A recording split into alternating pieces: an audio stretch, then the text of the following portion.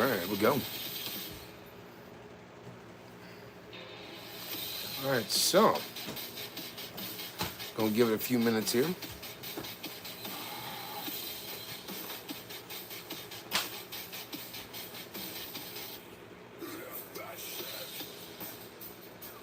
Who's in the pantry? Who's in the pantry? I heard the door open. Am I stupid? Yeah, I'm live now. I said, who's in the pantry? He was talking about that. She said, nobody's in the pantry. She's like, I know what I heard, dumbass. Yeah. Well, all right. It's a couple more minutes for maybe a couple more people to come in. I just shared it off to social media. In fact, let me share it to Instagram too.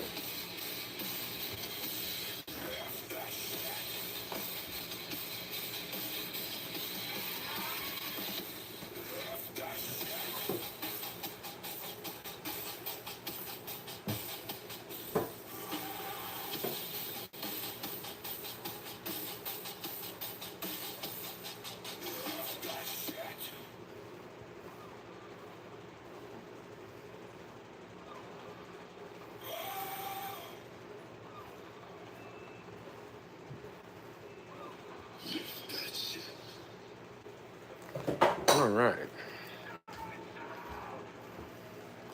There we go.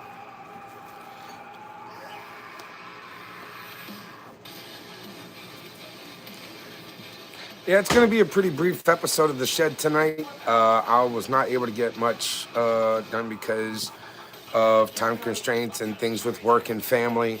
But I did watch Monday Night Raw, Tuesday Night NXT, and Friday Night SmackDown.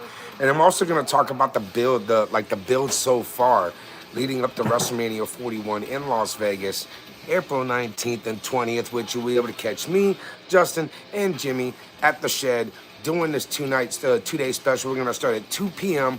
on each day, both the 19th and the 20th.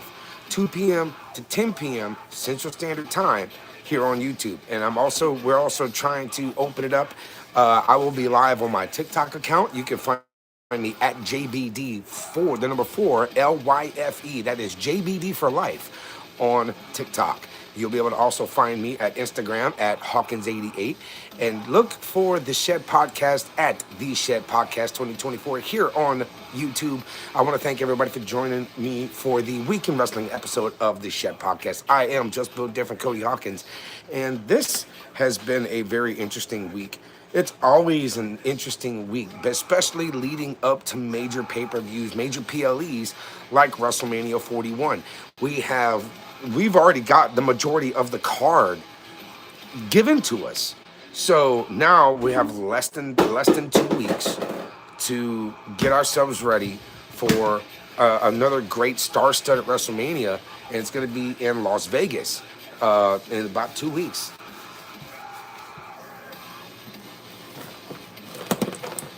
Should be over there. Okay, so I mean, yeah, there's plenty happening between Monday Night Raw, SmackDown, and NXT. NXT is getting ready for their Stand and Deliver show, which is basically their WrestleMania. Looking forward to having this going on. So what we're going to do is we're going to go ahead and jump straight into Monday Night Raw, because I didn't really get much on the Weekend Wrestling and the news outside. Like I said, a bunch of constraints, but I was able to watch Monday Night Raw, NXT, and SmackDown, luckily. So with that being said, let's go ahead and get started. Let's start off with Monday Night Raw. Like, this was going to be at the O2 Arena in London. There was a lot that happened in this show, and I'm going to start off with how this show started off, with a sea of boos for John Cena.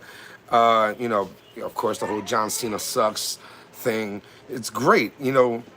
There was a good thing here. Before John could say the promo started off with, hey, like, there's so many things you could say bad about me. So many things you can say to make fun of me. Even bringing up things like whenever Cody was Stardust. Okay. because Cody really wanted to ask Cena why he did it. After all these years, why would he turn on his fans? So the veteran in Cena would fire back with a whole lot of emotional stuff that, that really kind of hit home. But like it was like a justifiable heel situation. Like he was trying to justify everything over his 25-year career to make things happen in the WWE. And he basically felt like it was just an underwhelming passing of the torch to Cody. So of course Cena would come back and get the job done as he is always known for.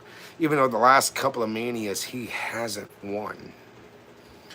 So that's also a very good question to ask there. Will he win this at Mania? Cena would also explain that he's just going to bury his rival like he's done to everybody else. He's going to bury Cody like he buried everyone else throughout his career. But Cena and Cody both did an outstanding job on this promo. It kind of feels like, it's the kick the can issue, but also this was very interesting, to say the least, whenever it comes to how they're developing the storyline. They're just constantly chin wagging until Cena decided he was going to try to make an attempt at Cody. Cody cuts him off, puts him into the crossroads, and leaves Cody standing tall, WWE Undisputed Championship in hand. Now, I feel like this was one of... I figured they were going to end up touching because all the talk and everything else in between just kind of feels repetitive. So there had to be some kind of physicality leading into this to where it can keep that heat alive with this match coming up at WrestleMania 41. Cena versus Rhodes for the Undisputed World title. Keys. I'm pretty sure I don't have it. One moment, please.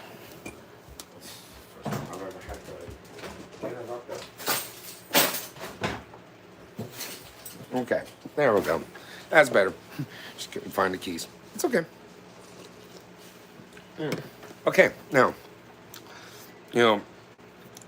Cody did make a very vague reference to Vince McMahon in his promo, might I add. Saying, he was the company, the chosen by the company by a man that no longer works here and that we don't talk about. I thought that was, it was a way to jab at Cena. But think about it. Vince met Cody personally to bring him back to the WWE. Think about it. Think about it. Also coming up after that, Kofi Kingston and Xavier Woods with the New Day, they wanted to be able to basically show Adam Pearce that these guys are worthy of getting a shot at the WWE World Tag Team Championships that are being held by the War Raiders. This right here, they had to basically, Adam Pearce basically said, okay, you want to prove yourselves? UK, O2 Arena, please welcome back Pete Dunne, Tyler Bate, New Catch Republic. This was an awesome, awesome match. Especially with Tyler Bate with his return, Pete Dunne back on Monday Night Raw on a regular basis. This right here was a nice hometown pop. And of course, the hometown will pop for their hometown boys. Not to mention these guys don't live that far from each other, literally. But New Catch Republic would have this match, bring these guys to school. They had a lot of quick double team moves that gave off a lot of edge, and that it showed that, Tyler Bate hasn't missed a lick. They would go into the break. New Day would be taken out on ringside. After the break, Woods and Kingston would, start to come back to life and catch that heel work. But like the Tyler Bate and Pete Dunne, they really took control of this match a lot. So, hi. Hi, Lincoln Games. How you doing? Trevin, what's up? Appreciate the love. Appreciate the likes there. Appreciate that likes. Be sure to like, share, subscribe, pass this on to your friends if you want to hear, my weekly end of the week reviews for Monday Night Raw, NXT, and SmackDown. I will also be bringing up some new news next week. Also, some updates concerning our 2-day podcast special on nights 1 and nights 2 of WrestleMania 41 in Las Vegas. I cannot wait. Now, going back to this tag match, even though New Catch dominated this whole thing, New Day would defeat New Catch Republic. This was something that the New Day has needed. They needed some kind of like heel style push for this to happen. They get down there, they get down to get down. They're walking down the way. War Raiders music hits. They're facing the stage. War Raiders come out. They get a nice little face off. There's no contact. War Raiders would show up, lift their titles up, and say, "You want this shot? You come and get it. You want these belts? Come and take them from us," kind of deal. And I love how gritty the War Raiders are really doing. I keep wanting to call them War Machine because that's how I remember them. Whenever they first were, like, whenever they made their name in the Indies, I remember them as War Machine. And bruh, like going back to the Ring of Honor days, like their matches up against Shane Taylor and Keith Lee, hell yes. Hell yes, hell yes, hell yes. Some of the hardest hitting matches came from their Ring of Honor days. I mean, they've done a really good amount of work over the last, like, Lord knows how long have they been with the WWE? They've been around for a while. I know it's under 10 years for certain. I know it's definitely under 10 years, but these guys are amazing talents. They need to focus more on the tag team division. There needs to be a more established tag team division, if you want my honest opinion. That's the only way those titles are going to make any sense, is that they put any form of relativity. The tag teams do not have to be gimmicky, because like gimmicky tag teams are considered kind of hokey, if you know what I mean. So for me, gimmicky tag teams that get over, but are they taken seriously? That's the question. If you're going to have a gimmicky tag team, you need to be babyface. Sometimes the heel gimmicky tag team works out, but then it doesn't last long. Then they just got to end up being heels, and that's whenever the fans are going to pay attention to them. At the same time, heels putting heat on the faces, crowds getting hope for those faces to finally beat the heels and take the championships from the heel tag team. But in this situation, the tag team champions for Monday Night Raw are hard faces. Or just, they're faces, but they give off a hard face kind of aura. So heels versus hard faces, let's not hope they switch to baby face during that tag team championship match and it softens up the champions. Like, it makes them come off as soft to the fans. You don't want to do that. So I say War Raiders, stay strong, hard face, and whoop up on these guys. Like, seriously, put some actual beatdown work into these guys to where they have no other choice than to work dirtier as heels to get the faces over at the same time. It's very confusing, but it's wrestling psychology 101. The only way you're going to get a babyface tag team over is if you give the fans a reason to support the faces. As heels, that is the job of a heel, is to get the baby face over. But at the same time, it's the baby face's job to make the heel look good while putting him over. So it's a little bit of everything all at once. And I just feel like there's a lack of that in the tag team divisions for both Monday Night Raw and Friday Night SmackDown. Even though there are great teams. The teams are great, but there's a lack of substance. I feel like there's an absolute lack of substance in the tag team championship storylines. They're just champions. They're just there. They're just getting challenged. They're just starting mess. There's no, tag team wrestling ain't what it used to be. Because I remember whenever, the tag team championships would end up being defended at the end of the nights for some shows whenever I was growing up as a kid, going out to indie events. They would put the heavyweight title as a semi-main. Because usually you'd get a tag team championship title match, or the biggest match of the night, the main event, should be a tag team. Especially if you got a hometown hero in it, or you got a big star, or things like that. So taking into consideration, I really hope that,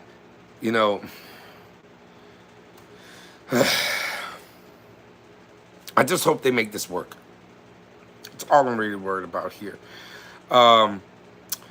Then there was the match between Jimmy Uso and World Heavyweight Champion Gunther.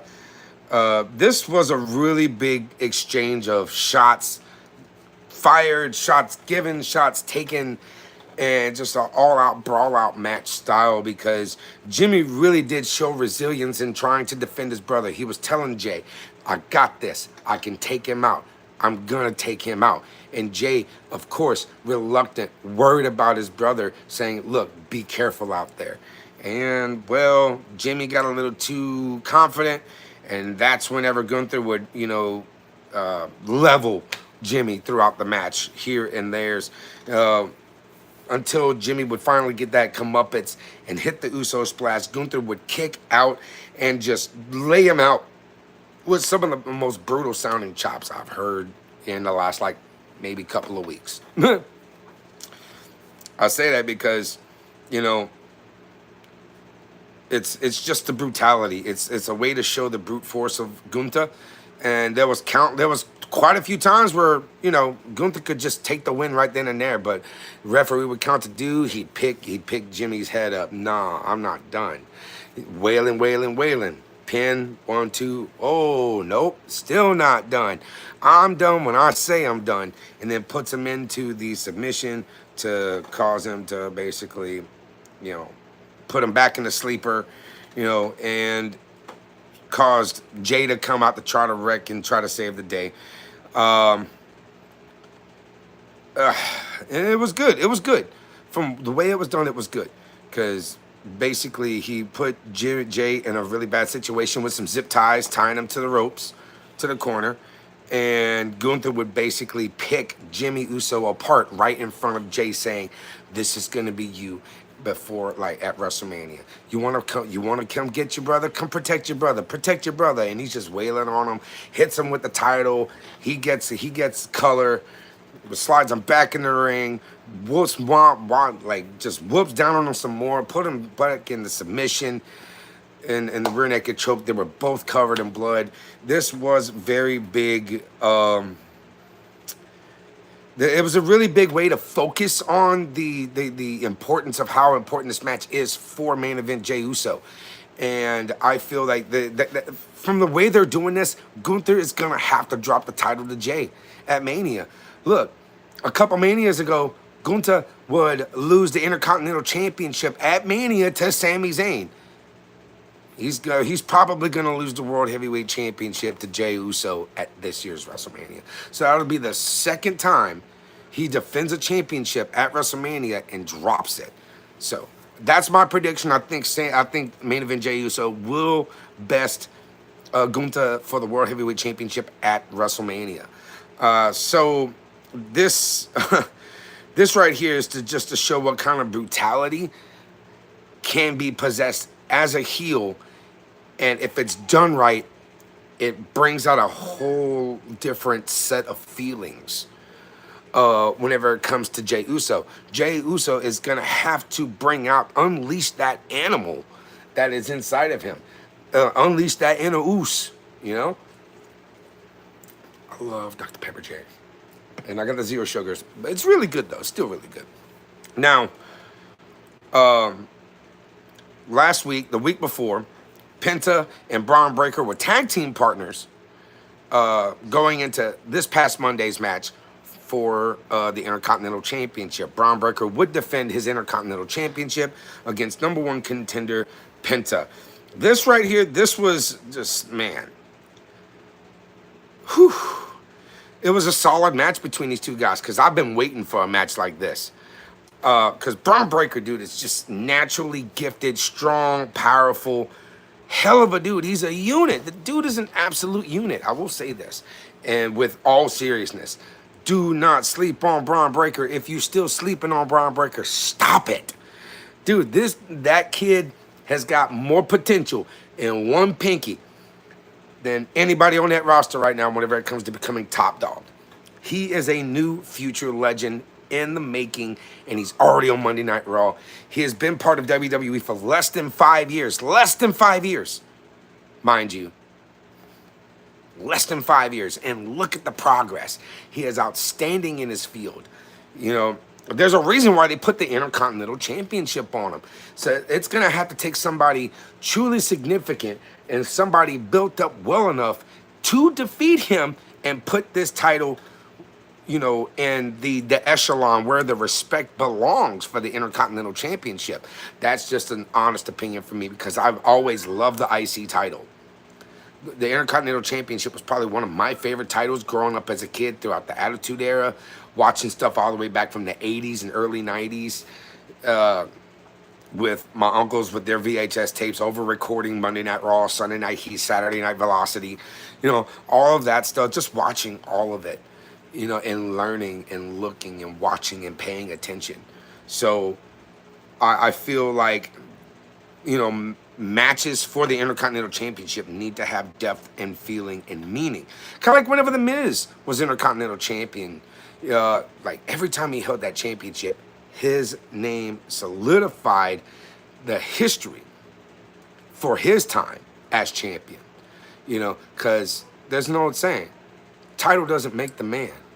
The man makes the title. And if you put it on a good enough heel and let him drop it to a good enough face, the stories that are told with that championship on the line is gonna basically surpass everything whenever it comes to the history of professional wrestling. You know, you're putting respect on the championship. That matters a lot. That matters so much to the WWE. They want to make sure that, you know, especially Paul Levesque wants to make sure that all of these titles have a level of credibility that can be respected. Now, sometimes it doesn't always work. The Intercontinental Championship has had its ups and downs. It's good times, it's bad times, it's peak moments, and it's flop eras. You know, but this match between Breaker and Braun Breaker and Penta, it was great. Now,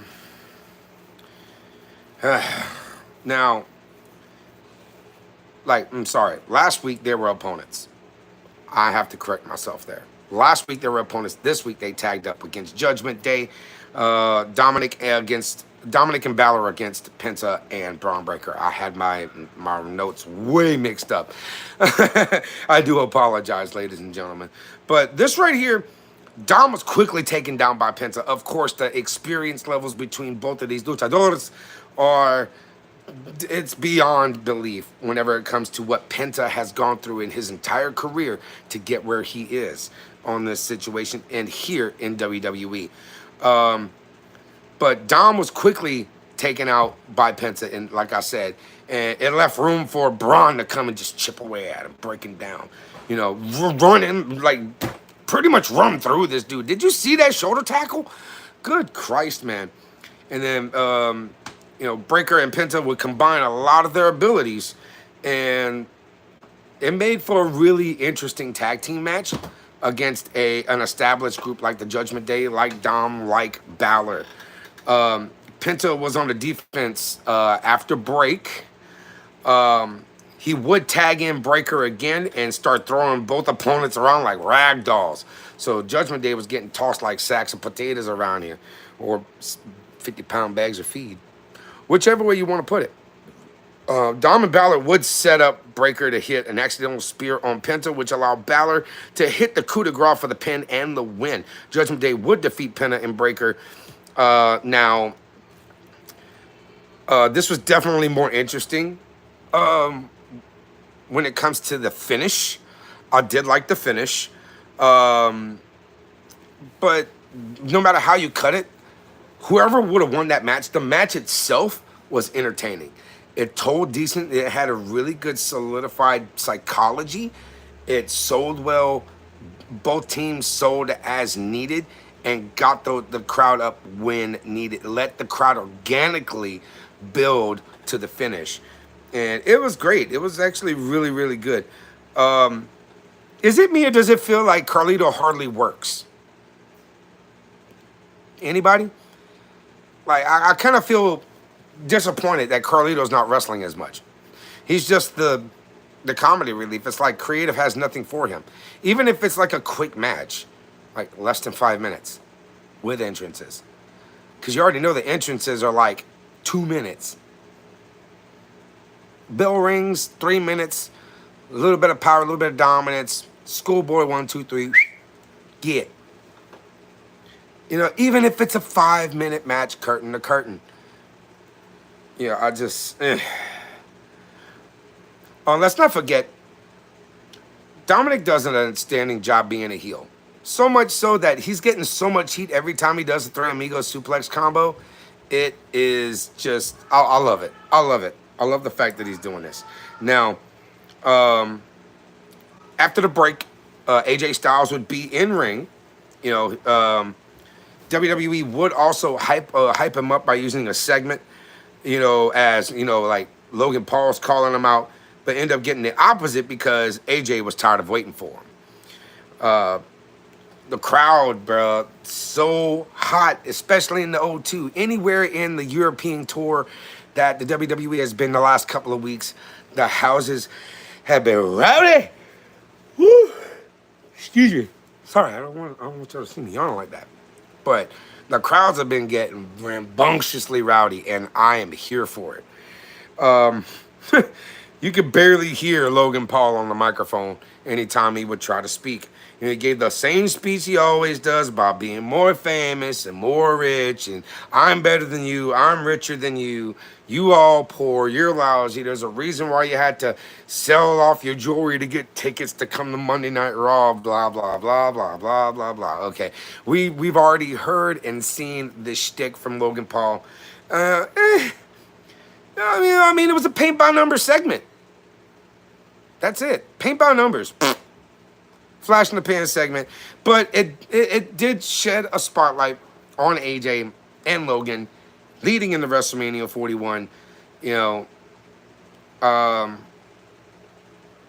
they did end up getting into a fight in this whole little schmaz. Styles had control until Logan would use the ropes, low blow AJ, and hit his finisher. That Logan, like Paul, I don't know, some kind of like Paulinizer, whatever the fuck you want to call it. I don't know.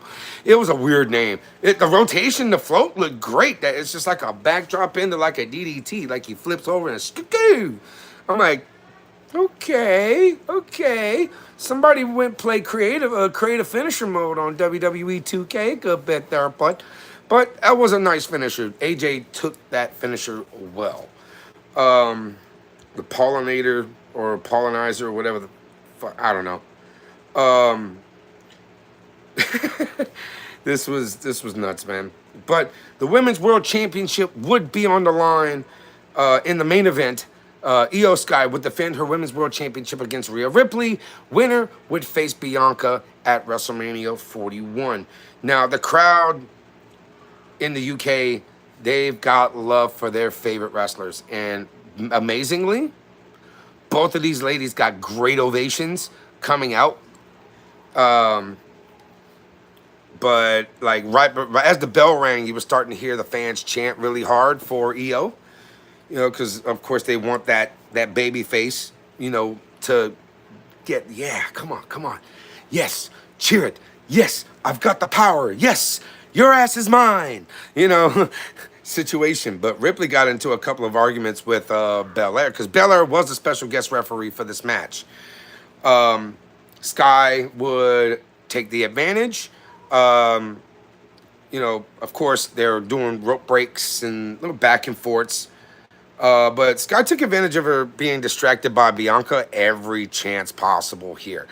It stole the show, really. I think this was match of the night. Absolutely. Even though, you know, there were a couple of, well, let's not use that word. There was a couple of fumbles.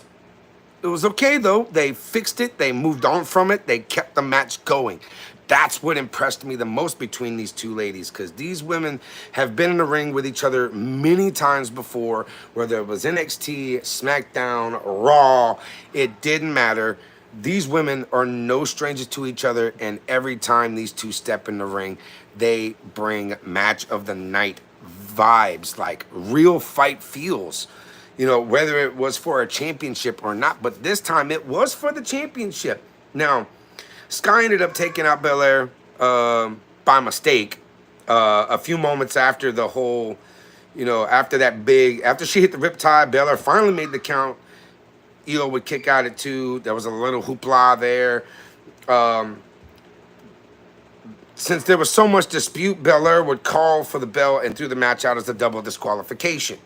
All 3 women then started this whole damn schmoz. But Rhea Ripley would stand tall at the end of it all. Once again, that was a double DQ by special guest referee Bianca Belair. Now, I kind of feel like they're kind of shortchanging Rhea here. Rhea should have never lost the women's title. You want my honest opinion, she shouldn't have. Now, I don't have to really explain much whenever it comes to NXT. But let me go back to what I was saying about Rhea. Rhea is an outstanding athlete here. She is an outstanding performer, an outstanding wrestler. She knows what the story is going to do, and she's going to do everything she has to do to maintain it. Hustle by any means. Keep your head down, put in the work, and she's probably going to see that championship at 41. I really do think Rhea will take back the Women's World Championship, because I think Creative has kind of dropped the ball on Rhea a couple times, and I think they really need to make up for that. There was so many times where I could have seen Rhea retain, but they flipped the script, hit that curveball, and she ended up dropping it to Io. I'm sitting here like, okay, that could have had better build-up. It could have, but it didn't. So it's kind of, I mean, you can't tell them what to do. You can't really tell the WWE how to write their cards, how to write the storylines. But, that's what they're good at.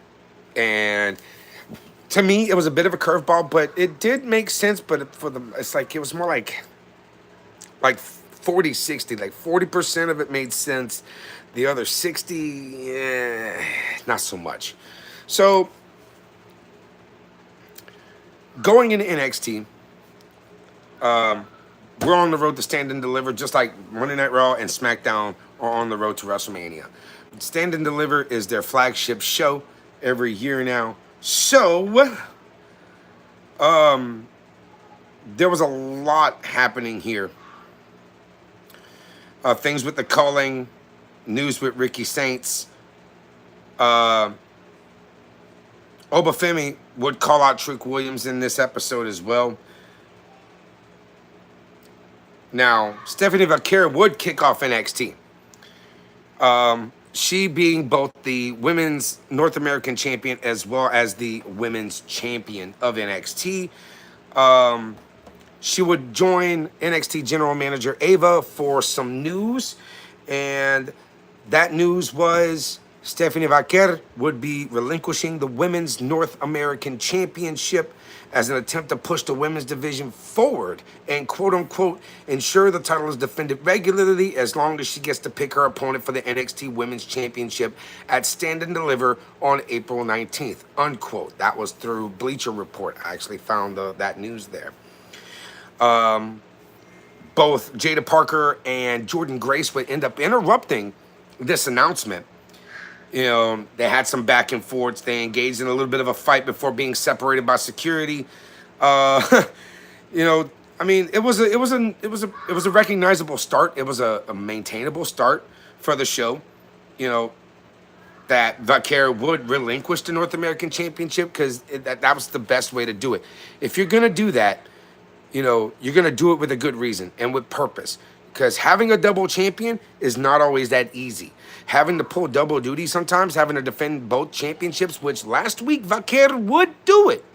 She successfully defended both the NXT Women's North American Championship and the NXT Women's Championship in the same night, which was impressive, honestly. Facing Fallon Henley and Jada Parker, come on. That's two of the top heavy hitters in the women's division. And Stephanie Vaquero was right there just basically saying, I'll beat you and I'll beat you and I'm still going to hold both of these bitches right here. Okay, so I think I did that a little too well. But, oh, shit. Okay, anyway, this fight between Jordan Grace and Jada Parker, you know, this was really, really cool. Because now they're like basically Vaquero is still a walking target. Even though she's relinquished the Women's North American Championship, she is still NXT Women's Champion. So she's holding the top women's title right now. And I'm sorry, she's one of the best.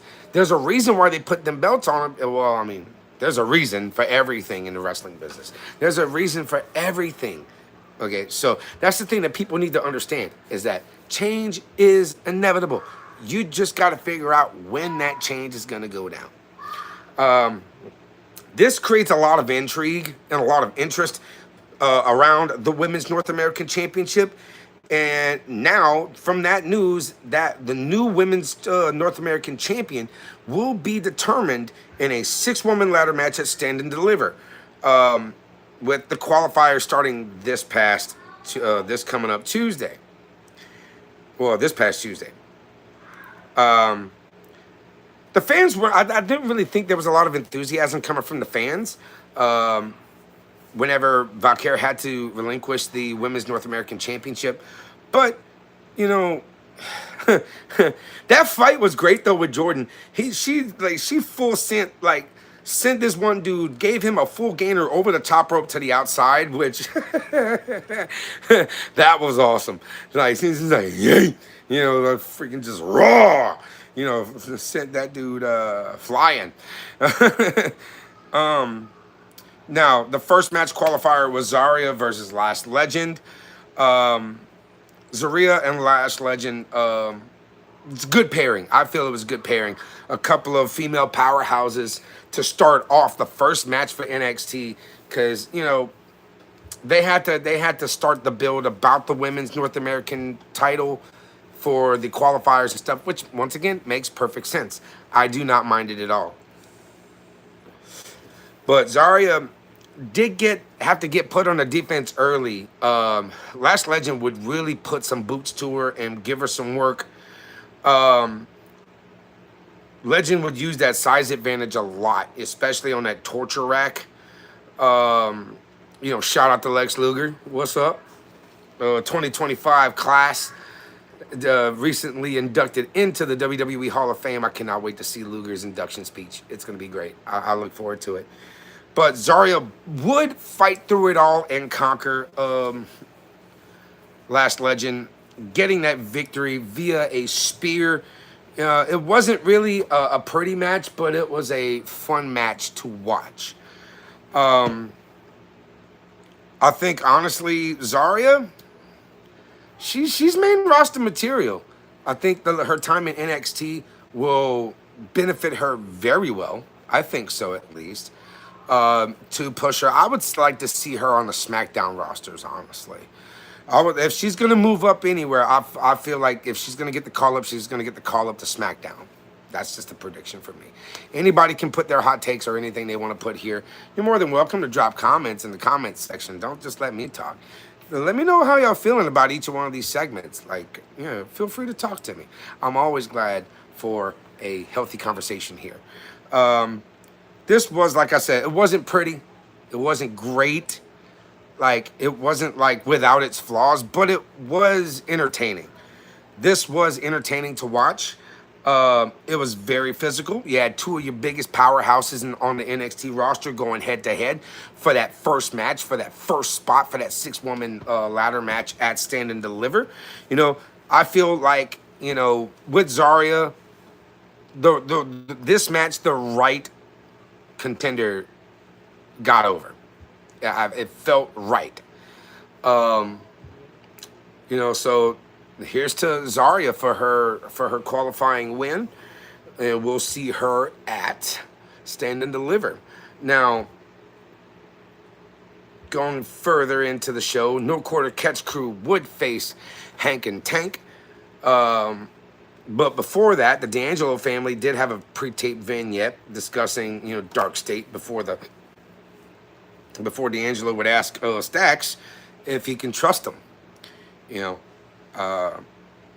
and Stacks would say, "Yes, you can. You can trust me. You can confirm that, but not without this nice tension in the air between the two." Hank and Tank coming off of backstage, getting some coaching from Pretty Deadly. They would do this match against No Quarter Catch Crew. This was a very this was an okay match. I felt this was solid. It wasn't too elaborate. It was a basically well composed tag team match. You know, it's like it created a good backstory to the Hank and Tank line. It's gonna figure out something that propels them forward, that it factor that'll bring them through and get them to tag team gold, because Fraxium is still your NXT tag team champions. So, I mean, last I checked, yeah. But Hank and Tank would be defeated by Heights and Miles, though. But I mean, it was really a solid match. But No Quarter Catch Crew has an ability in here, and I really didn't like how this tag match ended. But it was a solidly acceptable match. That's just me. But yeah, let's get on to this main part here. Trick Williams would end up calling out Obafemi in a promo out in the arena, but instead Javon Evans would cut him off, and said he could basically relate to Williams because he wants that number one spot that Trick Williams fought for to become NXT champion, being a former, two-time champion now? So. Oh, shoot. I think I got an eyelash in my eye. Hold on, guys. Ugh. Woo. Now, Trick would end up taking exception to what Javon would say, pretty much telling her carrying the title and defending it are two different things. Trick Williams is a one-of-one kind of guy.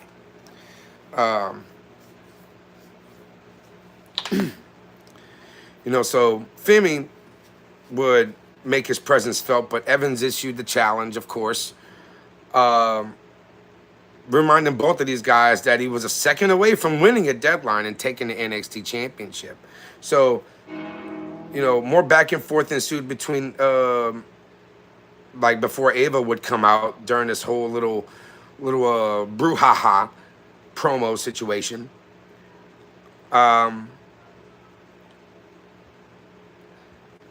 Eventually, Ava would say, look, enough of this. There's a lot of animosities here. We're going to make this a triple threat at Stand and Deliver. Crowd was But before anything else could happen, Dark State would interrupt a brawl and hit the ring, jumping on Evans and Femi before laying out Trick with that assisted pop-up powerbomb. I don't know, bro. This Dark State thing I'm not feeling. You want my honest opinion? It's another retribution. It's another, some kind of revolt. And the revolt storyline doesn't work out. I don't know why they keep doing this. It's like beating a dead horse. Yeah, it's a way to introduce wrestlers into the NXT roster, but at the same time, it's also a way to, I hate to say this, but it's a way to kill a gimmick. It's a way to take credibility away from the product and away from the show. Fans can't take something like that seriously unless there was a legitimate hostage takeover of the show. Which, every time they've done this little hostile takeover crap, it never works out. It really never does. It's going to be a good match. Hey, a three-way dance at Stand and Deliver for the NXT Championship? Why the hell not? Why the hell not? I think it would be amazing to do. For this one, for the first time in ever, the last time this match, the NXT championship was defended in a multi-person match. It was that fatal four-way, which gave All Ego Ethan Page the NXT championship by a fluke fall and sell from a kick. Let's see. Now, we had the second ladder match qualifier would be Kalani Jordan versus Roxanne Perez. It was a great back and forth between these two girls, being that, that Roxanne being a former NXT Women's Champion, multiple time NXT Women's Champion at that. Got through it, got beyond it, honestly. Both of these women were doing an outstanding job. Perez would try to go for pop rocks, but Kalani would dodge it and get that split-legged moonsault to secure the win and join Zarya as entrant number 2 in the 6-woman ladder match at Stand and Deliver for the NXT Women's North American title. There was a very competitive and very entertaining match between these two ladies. It shows that Kalani Jordan has shifted her focus, and she is ready for what's going to come up, because this is going to be an intense ladder match. And if anything, arguably, this is probably the biggest win in Kalani's career, pinning a former NXT Women's Champion, as Kalani is a former NXT Women's North American Champion herself. She was the first ever. She was the inaugural champion. Jordan has shown a lot more intensity, if you want my honest opinion here. This development of her character has been looking wonderful. Now, I look forward to seeing more of Kalani Jordan. I like to see this right here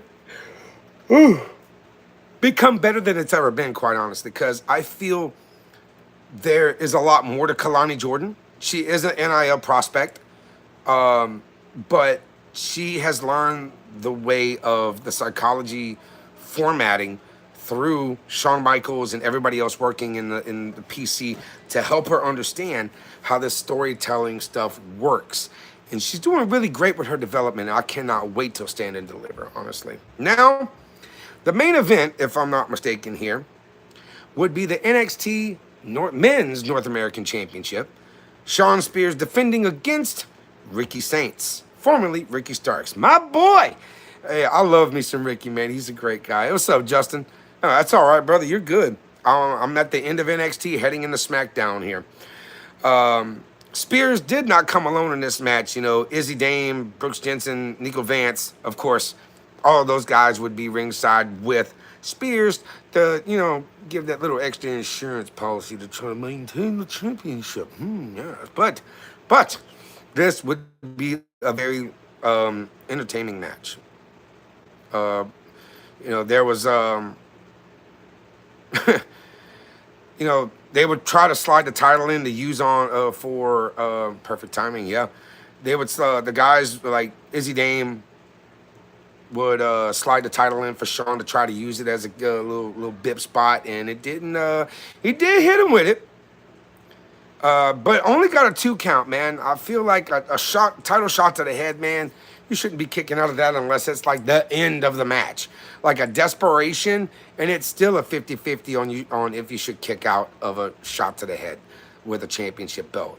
Because that's supposed to be like, oh, Dunsky, stay down, take the 3. Not this time, apparently. Now,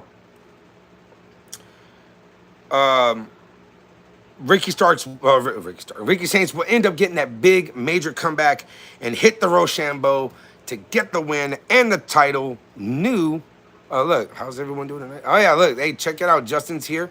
If y'all want to read there in the text box. We got one more week in wrestling and next week, and then we got Mania. I am pretty stoked. I am too, Justin. As a matter of fact, I will be sending you. I've got a merchandise purchase as well as things that we're gonna need for the stream. I have one of the 2 of the monies ready, so I'll let you know Wednesday, and I'll send that to Ashley for you for the shirt and my pitch in for the podcast for the subscriber goal thing that we're gonna do. Now, congratulations, Ricky Saints, on becoming the new NXT North American champion, downing Spears. Now, the culling would come out and take out Ricky, and oof, you know, with Ricky Saints down in the culling in this situation, I think it was a really good idea, because I mean, they did the same thing with Ethan Page. Within what, 6 weeks, he got the NXT championship.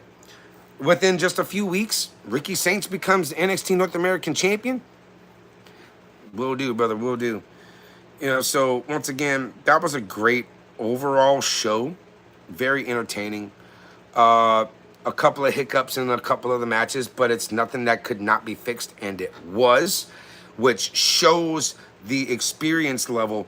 Even though, you know, you're not gonna get a lot from the NXT wrestlers, but at this point, with everything that they've been learning and all the time, got you lost. Yeah, it's all right, man.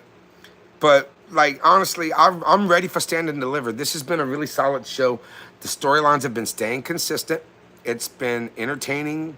I'd give it about a C plus, heading into a B minus. But I'd rather be in the C plus than the C minus area, because anything C minus and down means they need work. You know, this show got a C plus, borderline B minus. So it is good, and you still have a couple weeks till Mania. You have a couple weeks till Stand and Deliver. It is going to be a great show for NXT. These matches that are coming up, I'm looking forward to the 6-woman ladder match for the Women's North American Championship. I'm looking forward to the NXT Championship title defense of Stephanie Vaquer. I'm ready for this. I'm here for this, and I'm ready to watch some more NXT and get ready for Stand and Deliver. But moving forward, we are going to Friday Night SmackDown, which was in Chicago, Illinois, hometown of old Punky Brewster himself, CM Punk. You know, it's like, before his music even hit, the crowd was chanting his name. Of course, you know, if it's in Chicago, you're in punk country. So getting before his music even hit, once that music hit, crowd lost their shite. You know, singing his music, all that stuff, and you know, it was really, really good. I think it was honestly, my honest opinion for it was a good introduction, because you already know Chicago loves them some CM Punk. What else is new? but moving into it, Punk really did enjoy. He kind of basked in his moment and soaked up all that crowd and the energy and the vibe and the feel. You know, he did speak about the Chicago crowd being extremely lively and energetic, even after a series of hot crowds in Europe. You know, this is nuts, bro. Like, Chicago would be considered one of those crowds that would keep up with the international fan base. Punk would thank his wife, AJ, and got a chant going for his dog, Larry. He thanked everyone who got him where he needed to be, you know, and also being in the closing match for WrestleMania. I mean, the fans, if it wouldn't have been for the fans, CM Punk would not be CM Punk. You know, so he got very emotional there. And it was a strong opening segment here, but most of the credit belongs to that crowd, man. They deserve that kind of respect, because these fans know wrestling. These fans love their wrestling. They love CM Punk. They love the energy. They love how it feels to be a part of something bigger than themselves. Even the fans know that it is a great feel.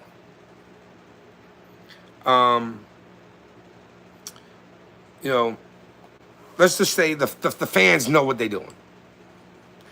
Now, NXT's Nathan Frazier would get a spot here on Friday Night SmackDown this past Friday to be the first opponent for the debuting Rey Fenix. So now it's official. The Lucha Bros are officially together. Like, well, not together, but they're on the same company together. So who's to say the Lucha Bros might not get their debut soon? I say Rey Fenix is on SmackDown. Penta is on Monday Night Raw. They're eventually going to have to cross paths. I think it's going to be great when it does. You never know. Phoenix might come out to help Penta with the Judgment Day. Who's to say? We still got a lot happening right now. There's a lot of stories being told left, right, up, down, across, underneath, and over the top when it comes to every match that's leading into WrestleMania. We have so much happening right now. It is nuts. There's a reason why the WWE has put this show across 2 days now since the COVID era, and it hasn't been a disappointing one yet. I have not been disappointed in WrestleMania yet since the 2-night events, because yeah, you are going to have good matches. You're going to have some matches. You're going to have some great matches, and you got some freaking awesome matches. Now, when it comes to this Mania, I'm looking forward to it very much. You know, April 19th, April 20th, Saturday, Sunday, 2 p.m. to 10 p.m. Central Standard Time on YouTube. You guys already know what it is. Me, Justin, and Jimmy will be at the shed, and just let's go. I'm here for it, man. We're doing the wing challenge on the first night. It's gonna be spicy, and y'all might be able to watch all of us get a little spicy, because that's gonna hurt. Oh man, that's gonna hurt. Like, I don't know. I'm a little worried. But, I mean, we're going to be okay. Our butts are not going to be, you know, because we're going to spend too much time on the toilet after all them hot wings. But, and then, like, yeah, and the spicy ones, it's going to get bad. But, B-U-T-T, they're, like, I'm excited for it, man. I can't help it. Now, going back into SmackDown, Rey Fenix, his debut, very nice, very clean way to Wing Challenge Night 1. Yeah, that's right. It was a standard exchange of chain wrestling, you know, wrist locks and flip arounds and the flippy doos and the flippy don'ts. Oh yeah, we're gonna have all kinds of giveaways for April 19th and the 20th. We have our subscriber goal that we're gonna set up. And look, the slap bracelet openings, right, is the second night. It's going to be really good. I look forward to it, man. It's going to be a lot of fun. And hopefully everybody on the podcast here will be able to join us for the watch along. Also, check out our Discord group. Link is in the bio here on YouTube. We will be moving the Shed podcast. We're going to be connecting it with TikTok as well as Twitch very soon. Justin, I need to talk to you about some new software that's going to help us multi-platform this podcast. Now, I think it's going to be a great addition to what we're doing for the show. Now, if you're familiar with Nathan Frazier's work on NXT, you'll know that he is a high flyer. He is a high-intensity, high-impact, high-speed guy. So this was the perfect dancing partner for Rey Fenix. Fenix would defeat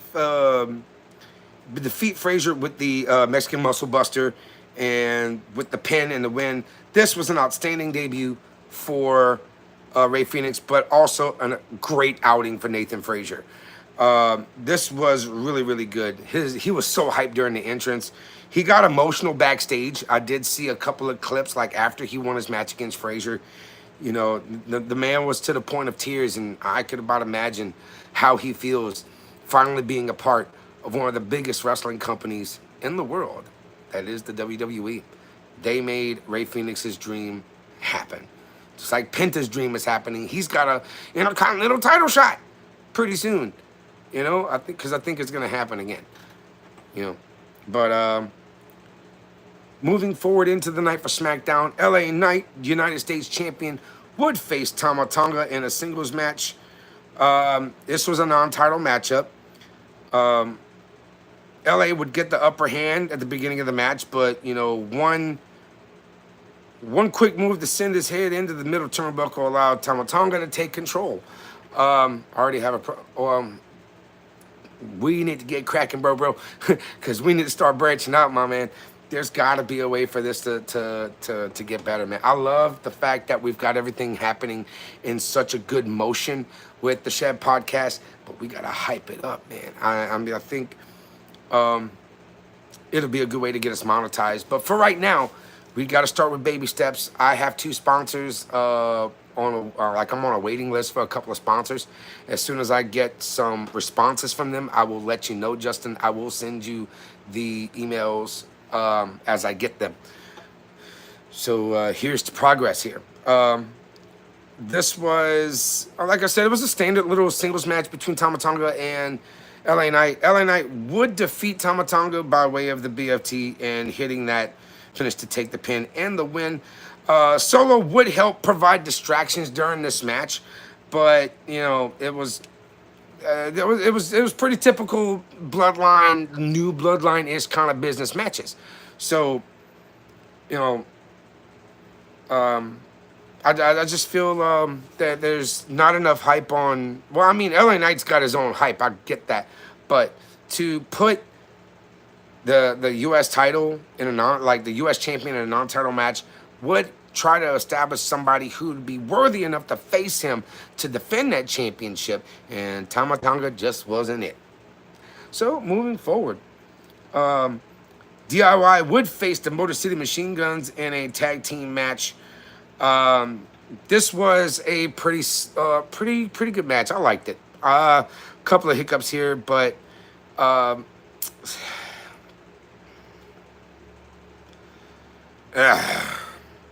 now, but before that though, there was let's talk about it. The promo with Charlotte and Tiff. This got personal. They did edit it out on the internet for the sake of, because it really did get personal. And if y'all heard the promo, then y'all know what I'm talking about. And for those that didn't, go look it up, because there's some people that are still posting it. There's people that are throwing all the accusations into the wind about Ludwig Kaiser being in Charlotte's DMs, things like that. So, getting back to the tag match, the Guns would take on DIY for a shot at the tag titles. This was a #1 contendership match. Champions being the Street Profits, who were sitting ringside for this contest. Sabin and Ciampa would start off the match, but it didn't take long for everybody to get just knuckle deep in BS and do some double team spots. It was nice. I mean, these guys have faced each other quite a few times in their careers, especially in the last few months. But there was no problem using that already established chemistry to put on a great match, and this is exactly what happened. Motor City Machine Guns would get the win on DIY, even though there was a top turnbuckle exposed during that match. Ciampa ended up crashing into that one, allowing Chris Sabin to get the roll up and the win. So we also got a cryptic little teaser for someone before the segment with Tiffany Stratton and Charlotte Flair.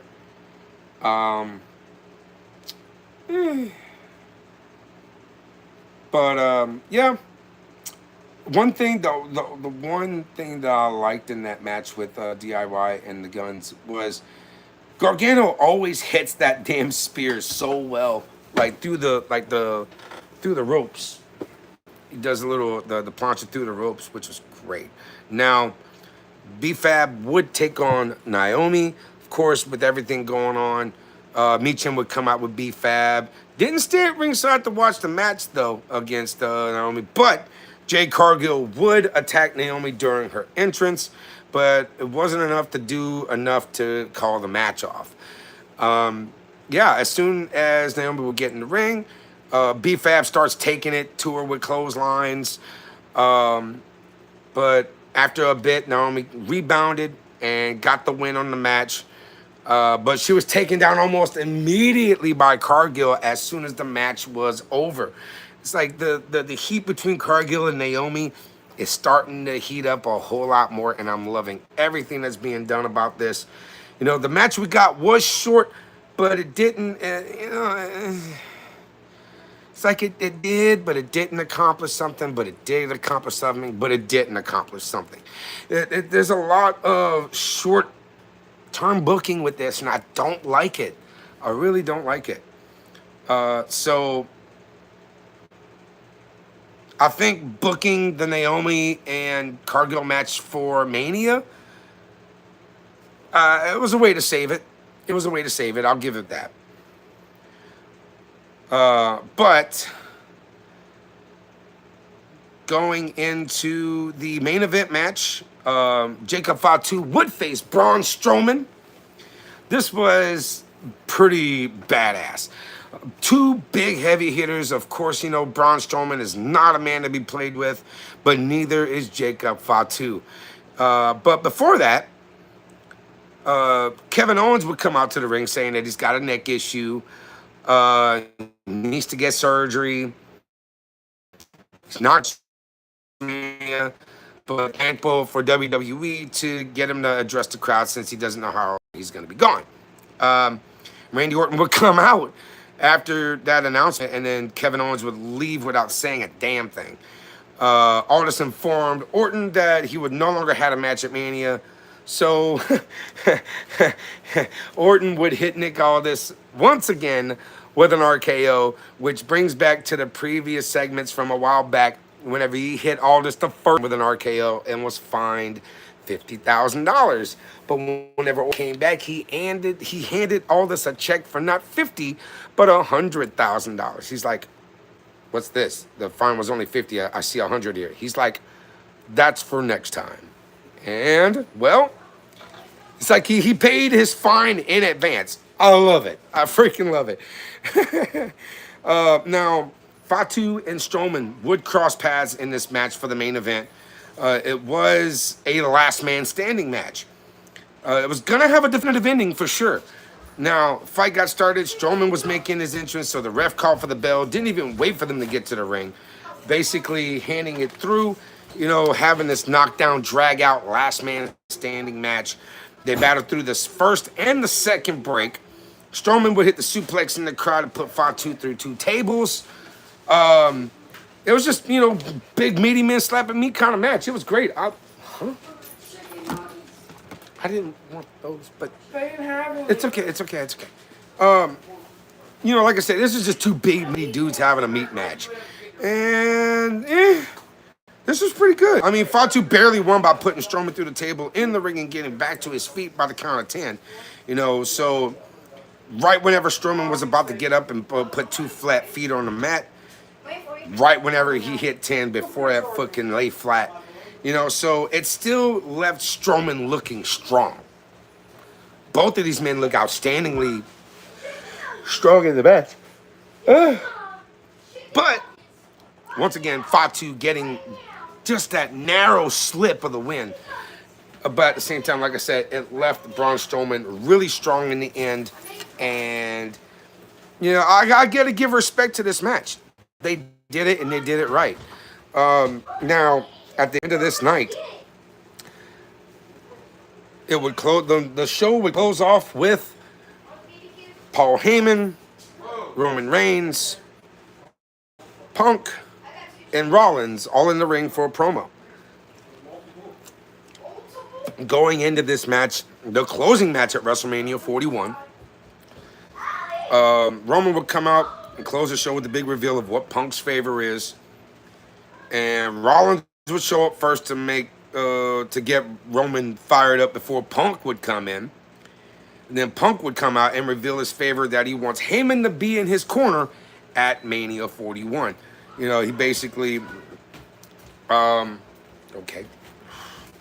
Y'all just handing me stuff here. But Heyman told Reigns that he couldn't turn Punk down. After like 3 or 4 times of Roman saying, tell him no. Wise men tell him no. I can't do that, my tribal chief. And that's where he couldn't turn Punk down and let the Punk taking Reigns out with a GTS to end the show. This was a very strong episode of SmackDown. Very strong. And I liked what was happening. The entertainment was there. The storytelling is still building. We still got 2 weeks, a little less than 2 weeks left until WrestleMania 41. I cannot wait. We still, like I said, we still got 2 more weeks of storytelling. We got this week right here coming up starting Monday, and then we have the go home week of Monday Night Raw, NXT, and SmackDown right before Mania. So I cannot wait. I'm excited. I'm stoked to hear about this. I cannot wait to watch the next couple of weeks. And with that being said, this will pretty much conclude our episode of the Shed Podcast. So I do want to thank everybody for coming in. I do want to give out a big thanks to Little East Creations, our primary sponsor for the Shed Podcast. It's anything you can think of customizable, from cups to hats to coasters to lanyards. Anything you could about imaginable is customizable at Little East Creations. I want to go ahead and give them a big shout out for helping the Shed Podcast grow and become the community it is today, and the community it will be in the future. And with that, I say farewell to y'all, and y'all have a great night. We'll see you next week for the Week in Wrestling on the Shed Podcast.